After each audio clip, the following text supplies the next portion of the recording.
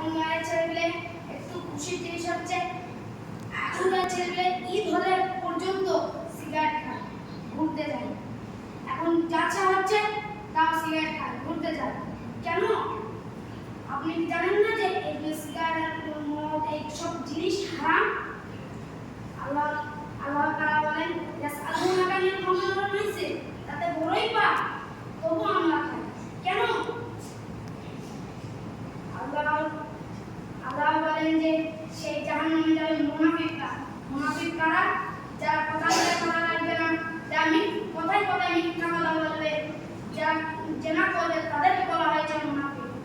জেনা শুধু একটি মহিলার সঙ্গে মিলনকে জেনা বলে না, জেনা চোখের মাধ্যমেও হতে পারে, মনের মাধ্যমেও হতে পারে, বা হাতের মাধ্যমেও হতে পারে, লজ্জাস্থানের মাধ্যমেও হতে পারে।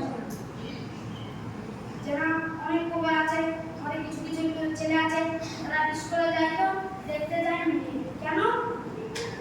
স্কুলে যাবে, পড়তে যাবে না, মেয়ে দেখতে যাবে। কেন? এই মনে